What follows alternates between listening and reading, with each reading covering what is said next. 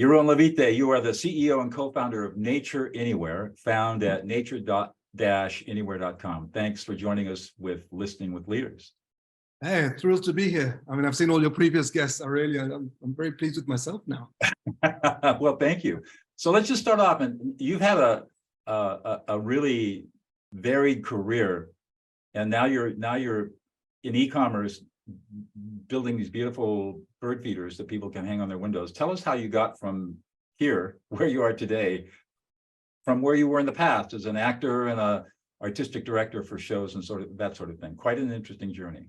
Sure. Well, I started off as an actor. I graduated from acting school, and I did I live in Israel, and I did a lot of TV in Israel, and especially commercials for some reason. I was very, very popular as a presenter for all these gigantic brands. I don't know why. I mean, I had hair. I can tell. I mean, you have a certain gravitas about you, so I can see how you would be very attractive on television.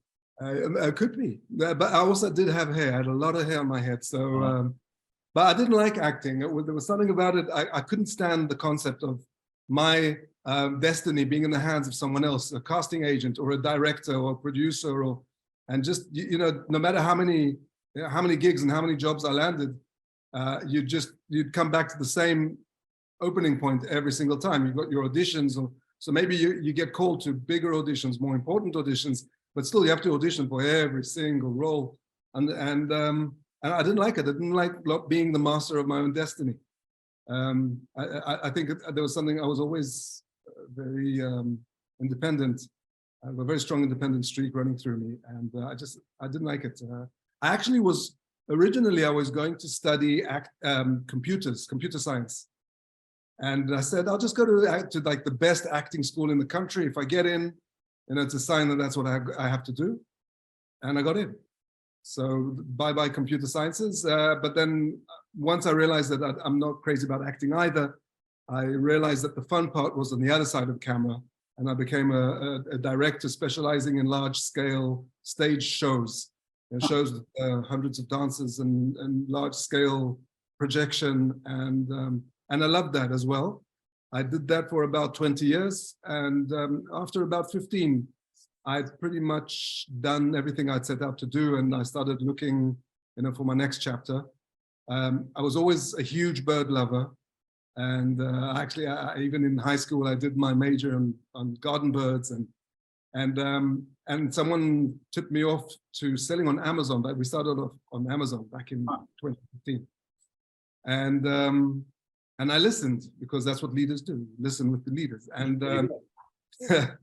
And I decided to check what the bird feeding scene was like. And I saw that all these lovely bird feeders, but I knew that I could make them probably a lot better, which is what I did. And the rest is history. I slowly phased out of directing shows, and as the company grew. And today I'm 100% working as the CEO of Nature Anywhere and the chief designer, I think you could call it, and I love it. So you live in Israel, and the company's based in the United States. How do you manage that?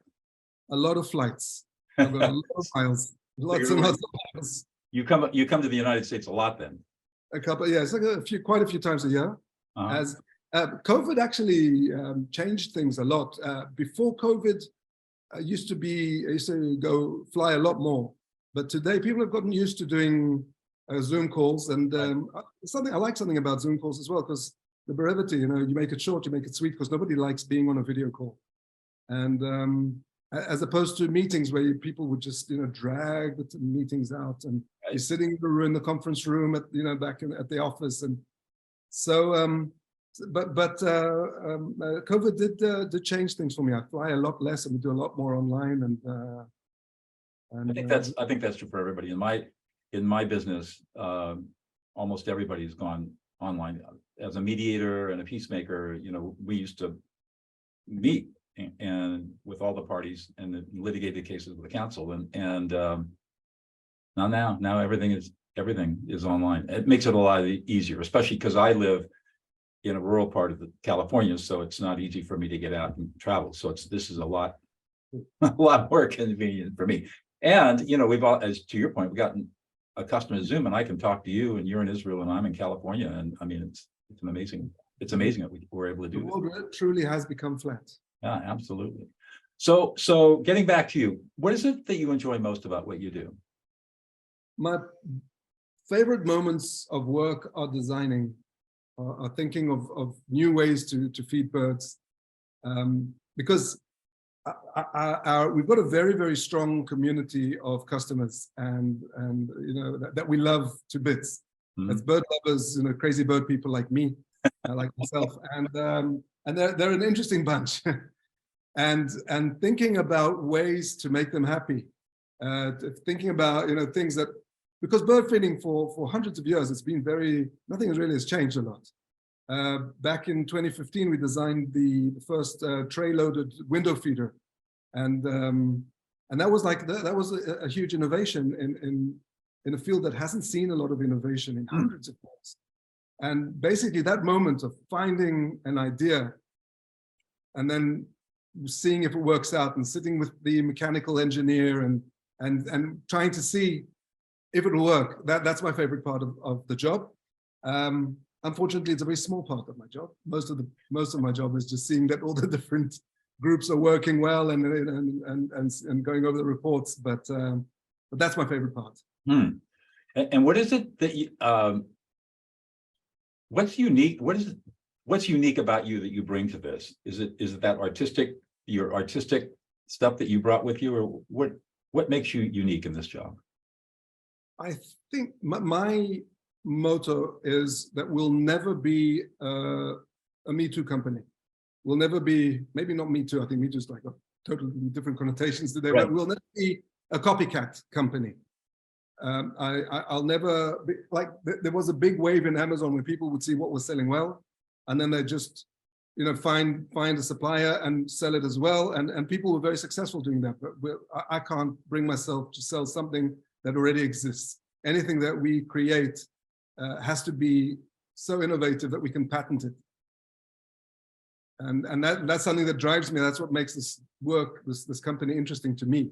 Because, you know, we're trying to drive innovation. So you know, when you hear people talking about driving innovation, you're thinking about technology or some big highfalutin thing, and you're thinking about driving innovation in bird feeders.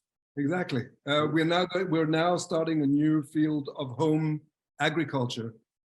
Under Nature Anywhere, we'll have Farm Anywhere, and the vision of Nature Anywhere is to allow anyone to enjoy nature anywhere. That's where the name came from. And now with Farm Anywhere as well, we want anyone, if you have a little backyard in wherever you're living, you can grow vegetables, you can grow fruit, you can grow chickens, you can raise bees if you know, if the neighbors aren't too close. So we've just developed like the mother of all chicken runs, and that is so exciting for me because, sorry. So people can have chickens in their backyard. In their backyards, exactly. And it's a chicken run that's built for backyard chicken agriculture. Really? So you can, yeah. So you know, because living in cities, you got dogs, you got cats. Living in the country, you have all sorts of different predators. Yep. So we got like predator proof. It's easy to build. You can build it in like 50 minutes on your own in your backyard, and you can start growing chickens. Start raising chickens. How many chickens does the chicken coop hold? The chicken run hold? Well, the chicken run, one of our innovations is it's like an accordion. You can make it as long and short as you need. So each unit can hold up to 6 fully grown chickens. That's a lot of chickens. You can expand, you can buy add-ons and just expand it, because chicken raising is addictive. Something called chicken math. I know. I live on 10 acres, and a lot of our neighbors, when the egg prices went up, everybody went out and got their chickens, right? So we've got chickens and roosters all over the place. And we've been thinking about it, but we haven't decided to bite the bullet.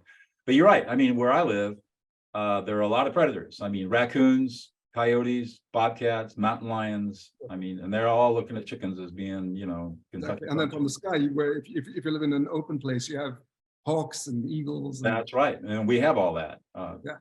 And so everybody has to coop their chickens. And so this is very interesting that you're designing this for an enclosed space. I guess also that it's going to depend on the zoning too, because you know, land use regulation, because I'm not sure that the city planners want chickens in every backyard. Yeah, That's true. That's correct. But you can take the smallest version and have just a few, and I think you could probably get away with it. probably so. We- This is a we've great checked idea. the zoning. We're still learning the zoning a little bit more into depth, but it can be done Right. from what we've checked. So have you rolled out farming anywhere yet, or is that you're still in the development phase? We're about to roll in 2 weeks. In two months, we'll be launching our first chicken run and raised garden beds. Wow. Very raised garden beds. And again, I'm bringing this up because, you know, you would say, how can you innovate in chicken runs? But you can. Yeah, I know. This is fascinating to me. So is this going to be a separate website away from? It'll all be underneath the Nature Anywhere umbrella. Oh, okay. This is great. So people can go to nature-anywhere.com in a couple of weeks or a couple of months and find out that they can have a raised bed that they can put in their backyard and a chicken coop and Correct. become food sustainable. Correct. I And think with the movement today towards self sustainability, I hope that people will choose us. Oh man, that's really a great idea. So let's turn to another topic. So living in Israel, having your company in the United States, you've got to be dealing with messiness at times. Yeah. Have messiness come up with the company. How do you go about managing that? Conflicts, fights, arguments, whatever kind of messiness comes up with people. One of the things that keeps us sane is that we have an enormous file full of SOPs. I'm a bit of a nut when it comes to standard order procedures. Okay. Standard operating procedures, sorry. Right. And there's pretty much an answer for any question. If we have an issue with manufacturing, if one of our retailers has a problem, most of the problems we've encountered before. We've been doing this since 2015. And I religiously, you know, wrote down every single possible option of something happening. Obviously, it doesn't always work. We do have scary moments. I do sometimes have to just, you know, get a ticket, fly, and go and separate the fighters, you know, break up the fight. But all in all, the SOPs is what keeps us sane. And again, because the company is built this way, because I'm here and they're there. It gives us certain structure to our day-to-day. So part of the secret of being able to run this company is having these standard operating procedures that are detailed and basically address 98% of the problems that might arise. Yeah, happily we don't really run into a lot of problems. Oh, that's good. But when we do, usually and again, that's because all our procedures are written down meticulously and are ready for use. And everybody knows where to find them if they need to get an answer to the questions, like having a knowledge base out there. Exactly. It's like we've got our own little wiki, Nature Anywhere. Yeah. Huh. Yeah. So let's pivot to listing. How important is listing in your business? I'm going to have to stop here for a second. Yeah. The interview. Is it listing or listening? Listening. Listening. Okay. Or listening. I mean, American, we would say listening, or if you really. Yeah, no, I heard listing for a second and I thought, hang on a minute. I thought it was listening because I heard quite a few of the episodes. Listening. Listening. Okay. All right. Back to the program. Let's give a pause for the editor to cut that all out. Usually what people do is they clap and then the editor can see the spike in the audio. There you go. That's what Right. you cut. Okay. All right. So tell us about the importance of listening in your business. Listening. I think listening is the base for everything. And it starts, first of all, from listening to the customer. I told you earlier that the thing that I love doing most is creating innovative solutions for our customers to help them enjoy nature more. And you can't do that unless you listen to them. If you see what they write about you, you can see what they upload about you on their social network, on social channels. Listening to the customer is the base for our success. That's like our secret sauce. Then, of course, there is listening to your employees. They're out there, they're on the floor, they're working, they're in Wyoming, they're in Miami. They know exactly what is happening. And There are so many horror stories that I've heard of these huge, big CEOs whose jobs and salaries were only eclipsed by their egos, and they thought that, you know, they know what is best all the time. And if they only would have listened to the people who are actually doing the work, things would have looked completely differently. No idea pops to mind right now, but which is why once a week you should have an all hands, or if you're a huge company, we're not a big company, so we can do an all hands. If you're a big company, once a week you should all sit down and talk. And most importantly, as the manager, as the director of the operations, you should know that you are only as good as your employees, which is why you should be listening to them. You should be listening to what they have to say. I don't know if this is shocking news to people, but I really very strongly believe in that. Even when I was a director, which being a show director is like you get like this golden ticket to be the most egotistical idiot, and it's fine. You know, people will actually admire you the more you scream that you want this chair and not that chair or whatever.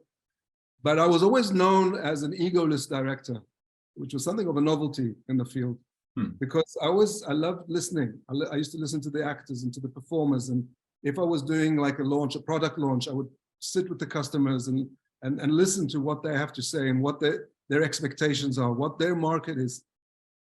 Listening is the base for success. If you don't listen, then you'll miss a lot.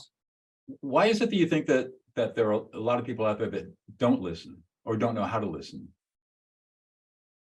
I think that people's insecurities drive them to try and show that they are something that they are not.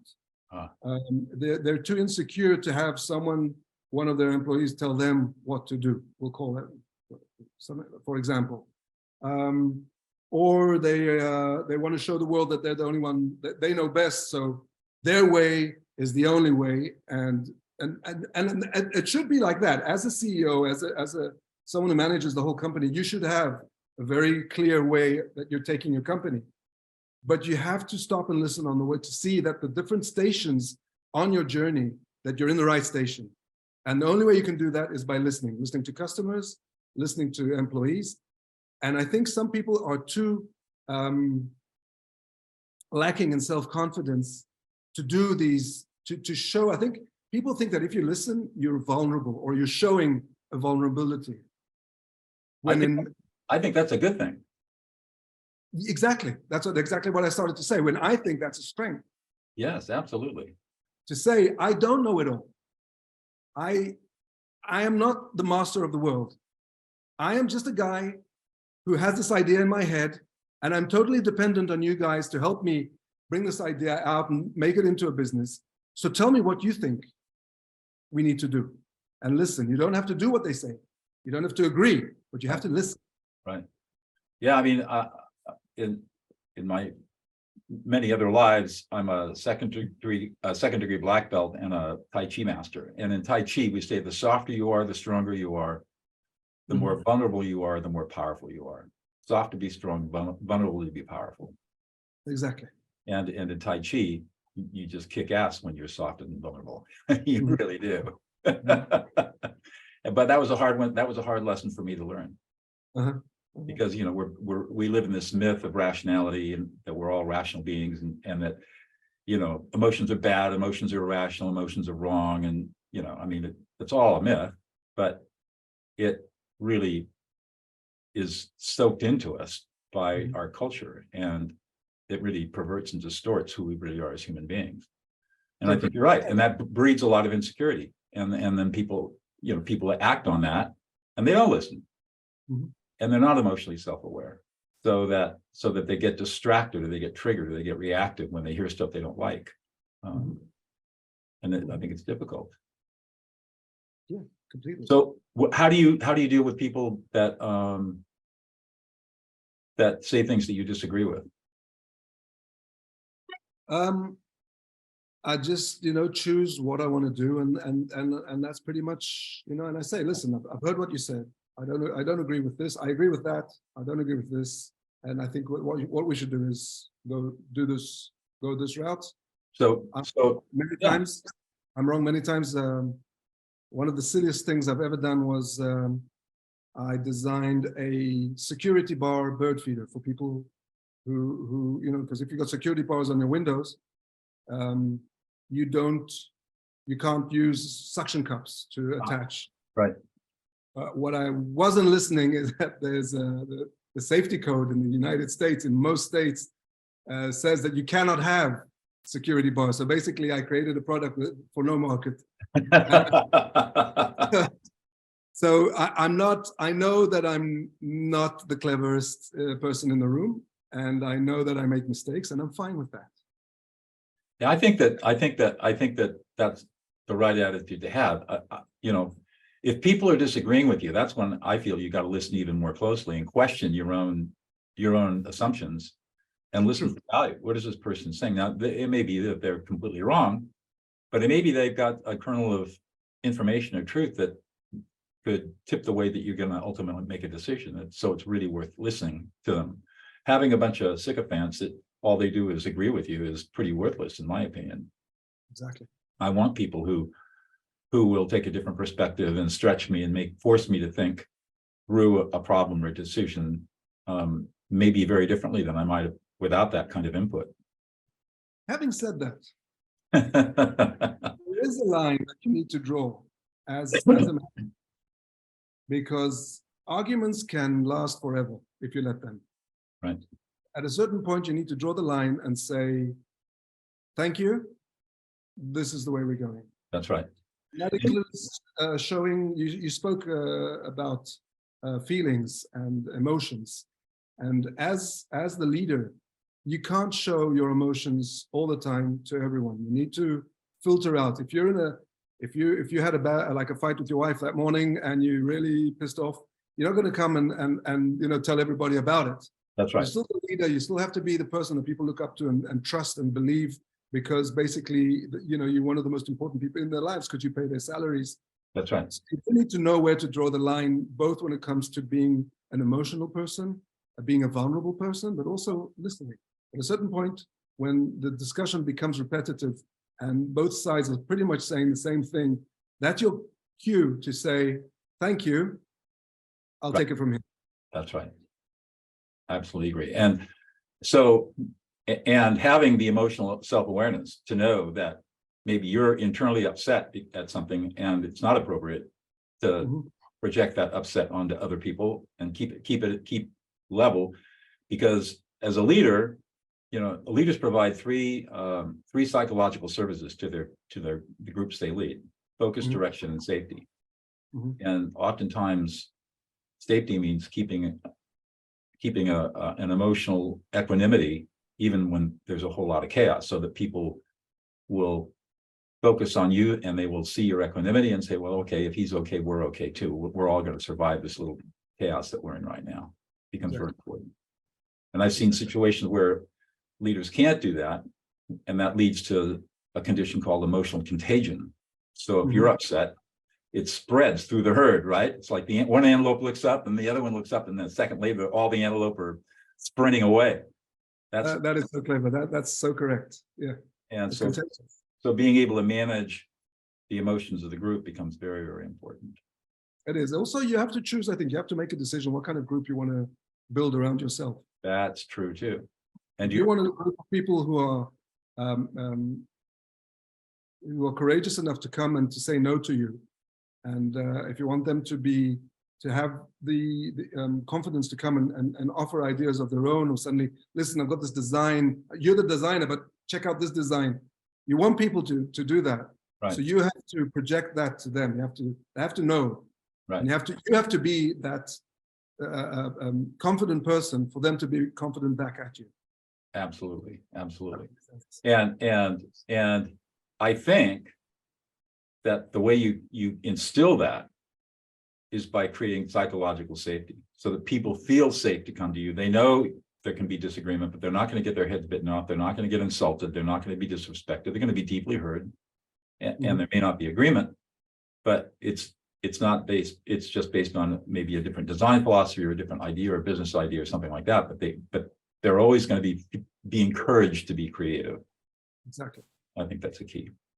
And All right, well, we've come to the end. I have one more question for you, and then we'll wrap it up. So tell us one thing about yourself that we wouldn't have a clue about unless you revealed it to us. one thing about myself that you wouldn't have a clue.